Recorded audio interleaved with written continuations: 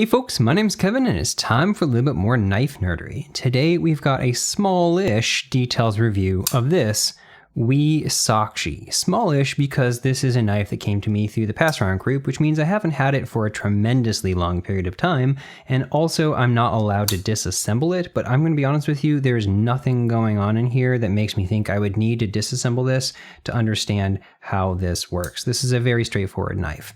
So let's talk real quick first about what even is Saakshi. So that word, it comes from the Sanskrit word for like witness or seer, and it's used in several different languages in India and South Asia for a female given name, and it's actually slang for kind of like a hip, cool young girl.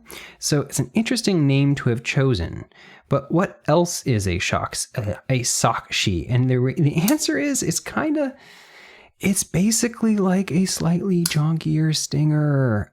This knife is going to be here the entire rest of this review, I think, because comparing these two side by side is absolutely unavoidable.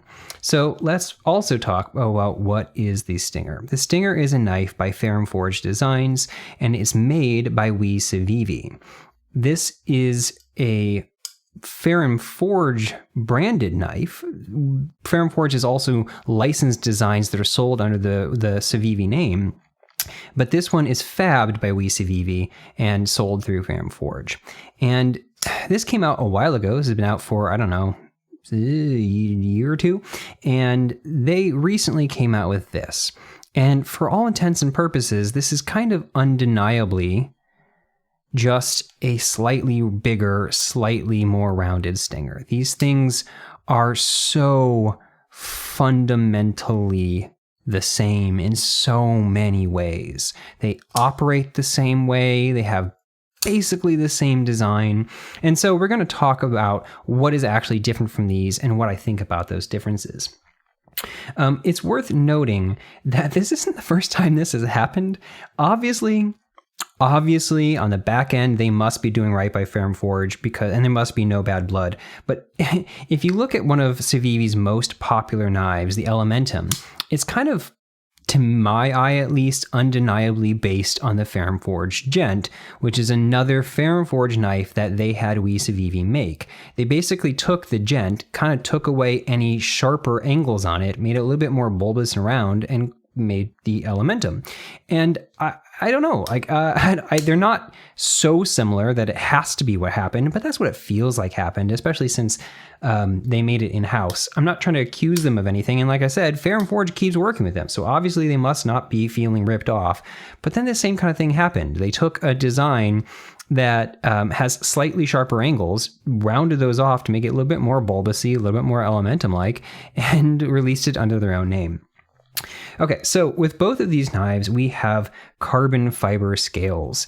And on this one over here, we've got this kind of shred carbon fiber. I think they call it marble in their branding, but this is what I would call more of a shred. It's kind of marble. Marble has a really swirly quality to it, and shred, sometimes you can see like sharp little edges. This is kind of a cross between the two. And you can see that there's a little bit of micro pitting. That's the kind of thing that just kind of comes with the territory with marbly carbon fibers. That's really hard to get this material to not have tiny little voids like this, especially at this price point. But that's true across the board. And so when we come over to the version that we find on the Saakshi, you'll see that again, we have micro pitting, little bits of voids that you can kind of feel and kind of see. And again, that's kind of unavoidable. The only way that you can avoid that is by just wasting a lot of material and throwing out any that don't have it, and a very high percentage have it. So I'm not surprised, even on a $190 or $180 knife like this is, to find that, because that's kind of par for the course, but you will see it on both. For reference, I should have mentioned that at the get-go. This is about a $180 knife, and this is about an $80 to $100 knife. So this is twice the price. The carbon fiber we have over here is very different. This is also considered a marble carbon fiber, but this is the kind that's got like big, thicker swedges. I would say that this looks almost like almost like a camo quality. I don't know if there's a great name for this, but this is definitely in the marbly direction, not the shred direction. And this is more in the shred direction, but these are both considered marble carbon fiber. The big difference between these handles in that regard is this one is flat. You can see it is flat all the way through, and this one is rounded, contoured, very much so. And so this one feels significantly more full in your hand. That's going to be true in general because this knife is much thinner. The Ferrum Forge Stinger is only 0.44 inches thick, and so it's a pretty slim knife, and it feels slim in your hand. It's not super duper slim, and it's thin enough in this direction, the height direction, that it doesn't feel like one of those really tall, thin knives, but comparably, oh my, this feels so much fuller. This is kind of chunky in comparison. This thing is 0.54 inches thick, and so it's a full thick boy, and that contouring means that this definitely fills out your hand in a way that that one just doesn't. I've always thought that this feels really comfortable in my hand, but in a way, this feels even more comfortable. In a different way, this feels kind of big for what I'm used to, and you'll definitely feel that extra thickness in the pocket. Kind of a chonk boy. As we work our way inside the knife, though, we have a very similar construction, but a couple of meaningful differences. On the right-hand side, the Ferrum Forge has stainless steel liners. These have weight reduction inside. Can you see that internal weight relief? There's milling all there. And so that helps bring the weight down, and this becomes a tremendously light knife as a result. This is, I think, like 2.6 ounces, I'm pretty sure. And even with the stainless steel liners, they're able to get it down to 2.6 ounces. And that's really freaking cool. The blade is, I think, like 3.15 or 3.2 or something like that. And so to have a 3.2 inch blade hit 2.6 ounces, that's kind of bonkers. And it's, again, because of the very heavily skeletonization inside, which is not surprising to see. You'll find that same thing happening here on the steel liners of the Elementum. Can I get that? Yeah, there's giant pockets in there. So that's kind of par for the course in a sense. Over on the Saakshi, though, these are titanium liners, and so in that sense you're getting a material upgrade, but they're not skeletonized at all. These are fully solid all the way through, and so because of the solid liners and the thicker handles, and we'll talk about the blade stock, it's a little bit thicker in a moment, this is a full 3 ounces, and it's still, that's light for the size. I think this is 3.3 ounce blade, and so that's light for this knife, but between the two, it feels, you can definitely tell that it's heavier. It's not much heavier, but you can tell that it's heavier. But it's actually, I mean, I'm going to say it's kind of cool that they were able to make it a thicker, fuller knife and not make it dramatically heavier. So I am impressed with the lightness of this, but this is like super duper light in comparison. I don't personally mind the steel liners in this at all. Like I said, it doesn't impact weight. And so in the way that they finished it feels nice. Can I get that to focus? It's got this kind of velvety feel. They've carried that same kind of velvety feel over here. And so the finishing of these two liners is pretty darn similar, with the exception that this one is even more rounded. You'll see that they've basically crowned, if you will, or rounded off this entire liner side. But over here, it's even more dramatic. And I think the reason why it's more dramatic is because these liners are just thicker. They're just a thicker piece of material, and so that rounding is more evident. What that thicker piece of material does let them do, though, is put a steel lock bar insert. Can you see it right there? That's pretty cool. It's rare that you find liner locks with a steel lock bar insert, and the reason is entirely to do with just the thickness. Normally the liner steel that they use, or material, they wouldn't use the liner tie. They normally wouldn't put a steel lock bar insert if it had steel liners already, but the material they use is normally too thin in order to be able to actually put something inside there and still have it attached, because you have to basically shave this down and have something that fits slightly over top. So it's neat to see that they did that. You can kind of see it in there. Yeah, right there. There's the back of it. So it's definitely really cool to see a steel lock bar insert on a liner lock. They've also added jimping, and I personally hate jimping on lock bars. I think actually the Stinger is a perfect example of why you don't need it. These knives are materially very, very, very similar in terms of how they're made and how they're constructed and everything like that. This one has no jimping and this one does, and this one's actually easier to open in this one because of the way that this jimping on the Elementum works. It's rounded in this direction, which is the direction you're trying to push, and that just kind of sucks. So I hate the jimping on this one. I find that the lack of jimping on here gives you a nice clean surface to push against, and I find this really easy to deploy. To undeploy, to close. Over here we've got something totally different. This is a very different kind of jimping than you'll find on the Elementum. It's actually the same kind that I got on the most recent Baby Banter, but actually a little bit smoother and softer. So this jimping, if you're going to put jimping on a Lockbar, and I don't think you should at all, this is actually a great kind of jimping to do because it gives you a little bit of traction if you were to push in a kind of an upward direction. So your finger does kind of lock in. But the real reason why you're able to deploy this knife easily, close this knife easily, is because you have a recessed part right here that lets you just push on this, and combine that with the fact that this is a very light Lockbar pressure. And so it's just very easy to push this over. We're going to talk about that in a second when we talk about action on these two knives. But continuing on with this handle, one of the big differences between these two is this one has a backspacer and this one has standoffs. So the Ferrum Forge Stinger has a really pretty neat backspacer that's got these cool lines on it, and it's made out of the same material as this. If you get a G10 version, it'll be G10 as well. And so it's fun getting to see those kinds of carbon fiberly swirl lines in this, and I think this looks really sleek, and it's a nice touch for a knife that's in the budget ballpark as far as pricing. Over here we've got standoffs, and this feels a heck of a lot more like an Elementum in that regard. They're basically the same standoffs. They're maybe a little bit nicer looking. The one big difference though is that we've got a tiny little one right here for a lanyard. I am not a lanyard person, so the fact that this doesn't have a lanyard hole is like a yay for me thing. I'm glad about that. In a theory, you could put a lanyard, if it was very thin, piece of paracord through this.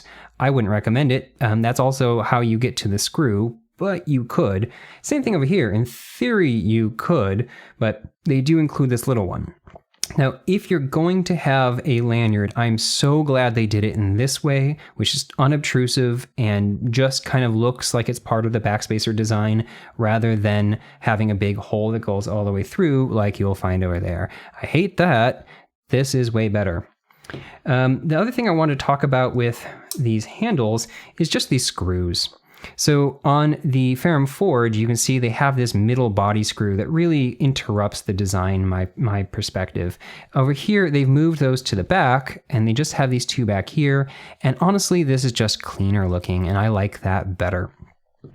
Yeah, as far as other things going on, we've got a Lockbar relief. Now, you don't always see this on liner locks because the thinness of the material means that they don't normally need it. And you'll find that over here, there's no Lockbar relief.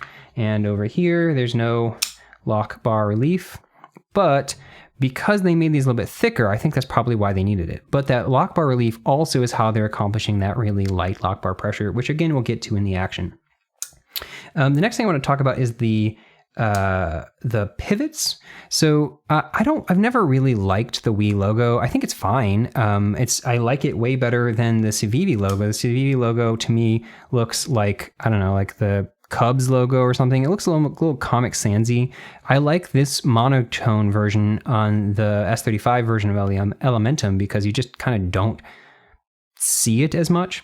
I've always thought the WE logo is a little bit cooler, especially because it has like the three line thing. It's just more geometric. It's just neater. But the Ferrum Forge logo is awesome. It's a really cool logo. It reminds me of like some kind of superhero emblem. And I just really love the fact that it is the kind of captive pivot that is not just round on this side.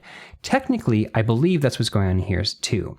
I say technically because I'm not supposed to take this knife apart because of the pass-around group thing, but I believe that this works the same way as these. The way that the Elementum pivot works is that there's a little notch on the inside underneath this flat right there that sits into a notch in the scale material. And that means that the pivot is captive and not able to rotate because of something to do with the outside and not because of a D shape on the pivot post itself. I like this the best of all. I like all three of these. All three of these do the exact same thing in terms of making it so that the shape of the pivot, something about it, makes it so that it won't turn and you're not relying on a D-shaped pivot post. D-shaped pivot posts allow a gap in where the hole of a gap in, what am I trying to say here? There is a hole between where the knife blade sits and the post that allows gunk to form, and I don't like that. And so all three of these are doing my favorite form of this, but this one I think when it's asymmetric like this and just kind of stands out, I think this looks even cooler, and it's also all the easier to make sure this is facing the right direction. Sometimes on these it's a little bit hard to recognize that you have it in the right spot, and it's easy enough to have it slightly pivoted to the side and screw it down. On the back side, it definitely is cooler looking. Look at that. That is definitely neat. This is the same kind of pivot you'll find on a couple other WE knives. Like here's the WE Mote. And yes, this one's smaller, and yes, this one's bronze, but I don't know if it's even visible because of the way it's focus. But both of them have this same concept where what's going on here is a small screw in the middle and then a removable pivot collar on the outside that has these neat stepping. Let me zoom in for a moment and let you see that. Yeah, that is pretty cool looking. And again, this is a pivot collar. Okay, let's zoom back out. I also wanted to talk about the clip.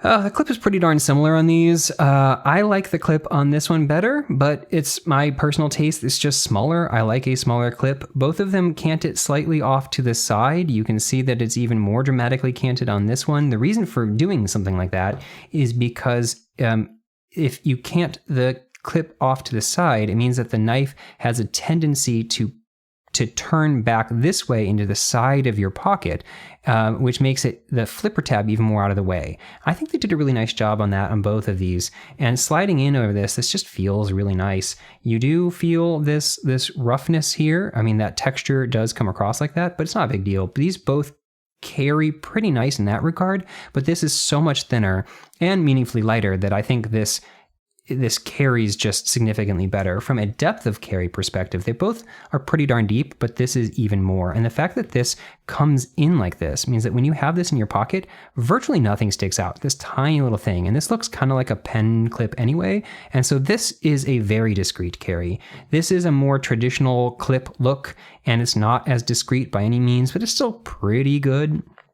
I will say they act very differently. The clip on this knife is pretty tight. This is a lot of spring tension, and it's not super tall. So getting this in and out of the pocket can be kind of tough. You have to push it, a little bit snags. This one is way easier. This is a way less tension. So this one, and it's also just taller. So this slides in and out of the pocket really, really easily, but it has enough tension that I think it stays. I believe that this is titanium and this is steel. So there is that difference as well. Let's talk about the flipper tabs and let's get into the action. I probably normally would have started with the blade, but I guess kind of got carried away.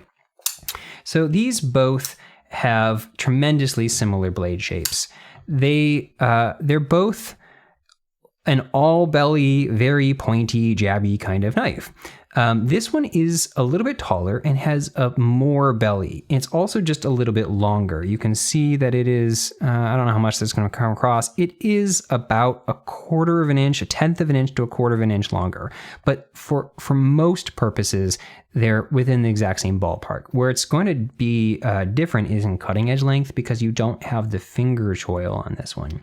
It comes all the way back to here. And so I don't know if that really is going to matter to most people. I think having the finger choil is a nice thing. We'll talk about that when we get to like how it feels in your hand and everything. But this does have technically more blade length and more cutting edge length. They both deploy either by a flipper tab or by this fuller. The fuller is done differently on these two. You can see that on the one, it's a single slot. And so like on this one, it's one shape all the way down, just plunge straight down, crisp 90-degree edges around the entire way. And on this one, you can see that there is this kind of curvature to it. It slopes in. You can see from the way that the light bends that this is like rounded inside.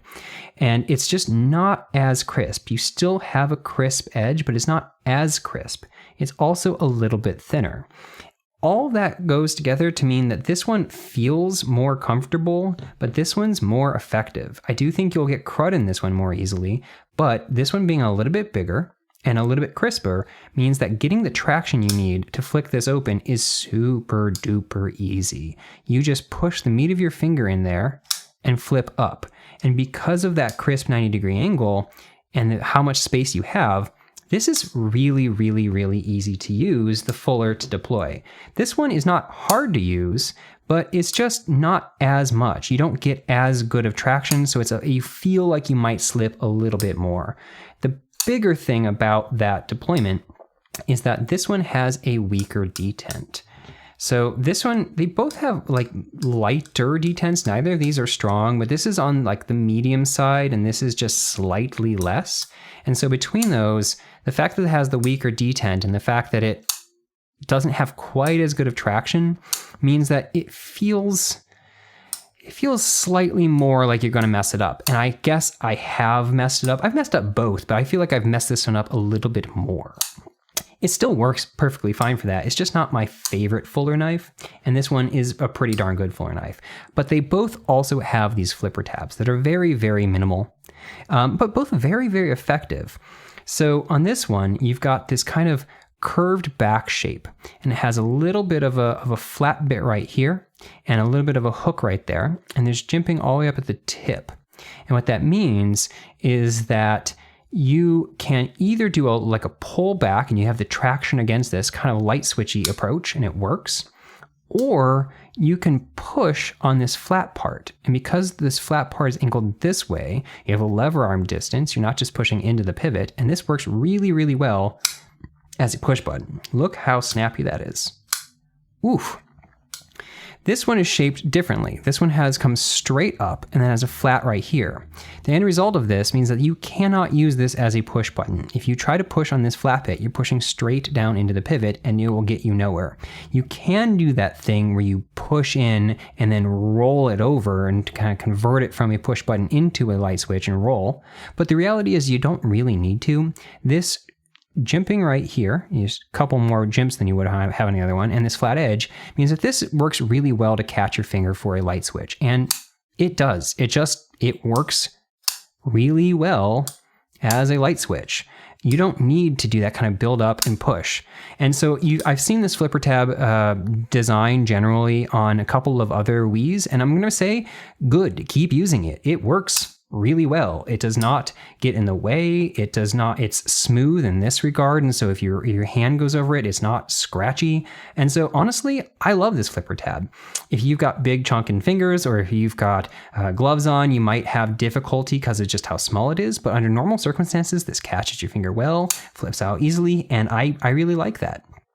On the closing, you'll see that this one is, this is more light shake shut. This is just a little bit easier. I'm having to go very, very gingerly, and this one is just a little bit stiffer. Neither of these are rough. Like the actual closing sensation is very smooth. This is pretty buttery, but the increased lock bar, this has a stronger lock bar, means that there's significantly more resistance on the blade as it's closing. And it's not hard to close it at all. Like this is definitely very easy to close, but you can definitely feel this lighter lock bar pressure. And so when you're closing this is nothing. Like this is super duper easy to close. Neither of these are going to be like guillotine fall shut knives, and so be it. I don't need a knife to be that way. This is actually one of my favorite kind of closings because this will go anywhere you want, but it is so smooth that it takes almost no pressure. If you're being even the slightest bit deliberate to close it, it closes very, very easily. So I do like that about it. As far as the rest of this blade, so we've got pretty different plunge grinds. This one goes straight up and this one swoops. And I don't remember if there's a name for that kind of swooping thing. I personally think that this looks cooler. I like it, and it kind of mirrors this swoop here. I think that the perfectly sharp one on this one aesthetically looks out of place on this knife. Same thing, honestly, I think this fuller looks kind of out of place on this knife, but I think this looks more. There's such roundedness everywhere here that this sharp line that is perfectly straight all the way up feels weird. And I think if they had done this curvature on this knife, it would just fit better.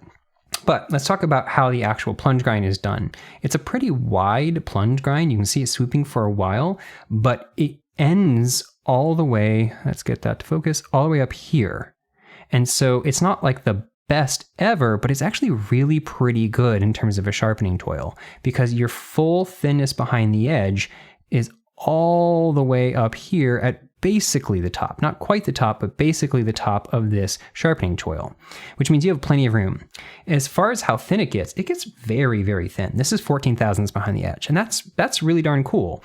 The initial blade stock on this is thicker. So this is, what is it, 0.125 or something like that. I think they mark it typically as 0.13. This is thinner. This is 0.118. But honestly, those are pretty darn similar. It's like 3mm, 3.5mm or something like that. So this is thinner, and as a result, it is, I suppose, slightly slicier, but these are so close in blade stock thickness, and the height is so thin. Oh, I forgot to mention, 14 thousandths on the edge, 14.5. They're about the same in terms of behind the edge. They're both extremely thin behind the edge, relatively thin blade stock, not exceptionally thin, but relatively thin blade stock, and relatively tall full flat grinds. So the reality is these both cut really well. These are just really slicey knives. The sharpening choil over here is built into this finger choil, and so you can see it's much more gradual. It takes all this different time back here, but this is really high up. So if you compare how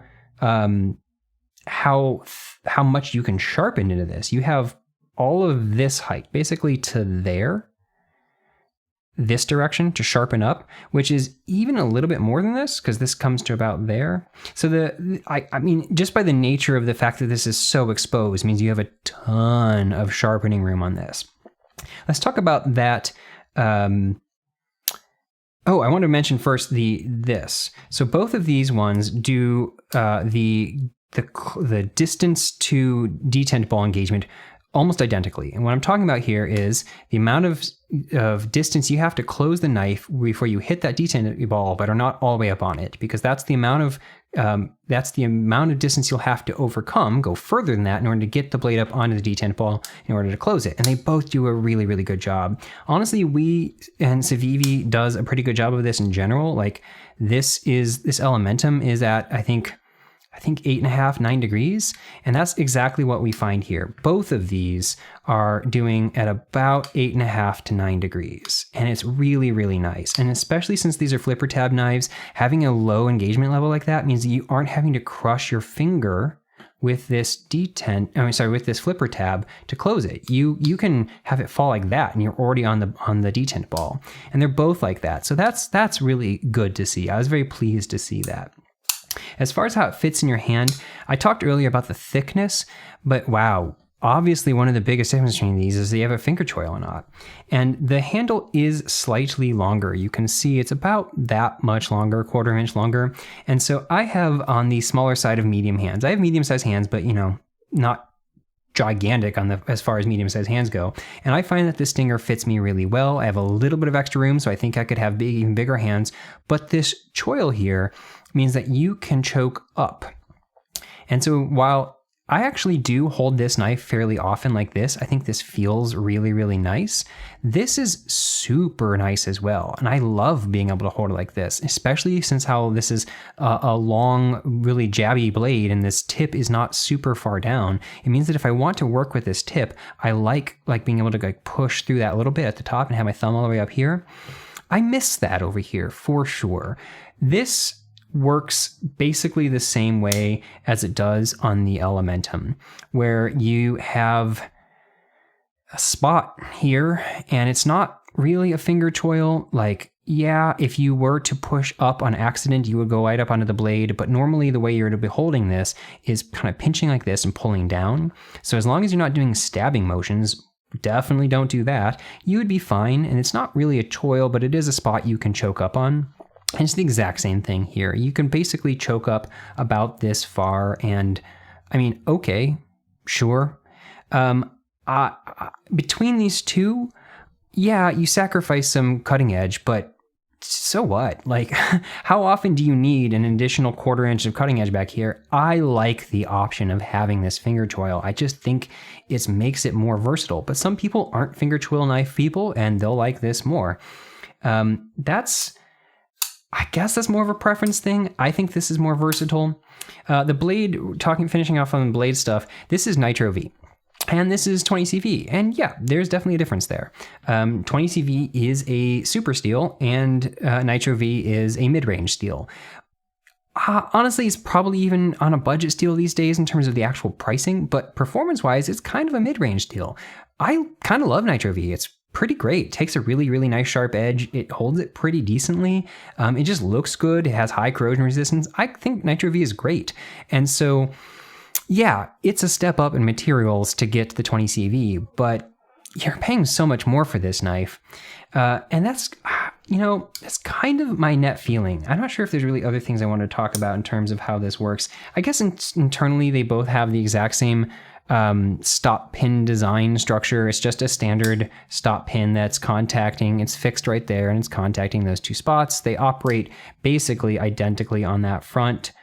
Very, very similar. Even the cutout shape in here is very, very similar in terms of how it's hitting and where. So there's just, yeah, these knives are just so freaking similar. And the big difference between these is, yeah, materials, steel liners, tie liners, Nitro V, 20 CV, fancy pivot, no less fancy pivot, but more fancy pivot maybe in this direction. The big difference between these is price and style.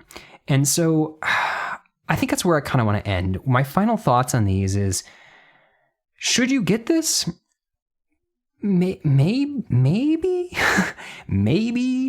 if the difference in materials really matters to you, maybe. But oftentimes the reason you would want a tie liner instead of a steel liner is for weight, and this one weighs less. And I personally think that the Stinger just has more style. These slight angularity here makes it stylized. I don't know if this is a style you would like. It's pretty sharp looking. This might be too stabby looking for you. This might be too tactical looking for you. It might be too speed. I don't know. And this certainly is less that. And so if you are turned off by how angular and jabby this looks, then maybe this is right up your alley. To me, this is kind of blobby. I'm going to go out on a limb and say this is not my favorite style in terms of aesthetics. It's definitely sharper than I typically go for, but I love that it has a defined style. It took a direction. It picked, I want to look a specific way. And this, to me, if I'm being completely honest, feels kind of like they weren't willing to commit. I think the exact same thing about the Elementum compared to the Gent. The Elementum just kind of feels like they just weren't willing to commit to a style and made something kind of bland shape-wise. I think the same thing is going on here. I think this is certainly more stylized than this, but not a ton. And so my kind of gut feeling is I don't really understand why this exists. I don't really understand why someone would want a substantially chonkier in the handle, slightly bigger, heavier version of the Stinger when they could go out and buy the Stinger. There's parts of me that gets why some people would want this more, but this costs $100 more. Maybe not quite that. Maybe I think if you're going marble carbon fiber to marble carbon fiber, maybe it's slightly more like $80 more, but still, it's practically twice the price for upgrades that are I guess they're just not relevant to me. They're not upgrades I would pay twice the price for. And I personally like the styling of this better. I like the finger choil better. I like the thinness better. And I like the lightness better. I like the slightly deeper pocket carry better. I think I like almost everything about this slightly more. Would I take a 20CV version of this over Nitro V? Sure, but I'd still want it to be this knife. Would I take a version that didn't have this pocket screw there? Yeah, that I actually would. That is a trade-off I would make, but there's that I can't have. So at the end of the day, should you get this knife? Probably not. You should probably get a Stinger. If you like this more than this Stinger, I think this is still a really good knife. I don't like the thickness, personally, and I don't really honestly, I just don't like that it feels like a blobby knockoff. That's the biggest thing that's rubbing me the wrong way. But if it doesn't feel that way to you, if you like the look of it, and if you think a thicker, rounder knife like this would be better for you, this is actually a pretty solid knife. I don't think I have really any complaints about it. It's pretty solid. But given that this is also an incredibly solid knife and is half the price, yeah, I mean, I bought this with my own money. I'm checking this out from the pass around group, but I'm definitely not going to buy my own. So that's how I land on this. Might be for you, it's not for me, and I think you should probably get a Stinger. Anyway, thanks for watching, and yeah, I'll catch you next time. Have a nice day.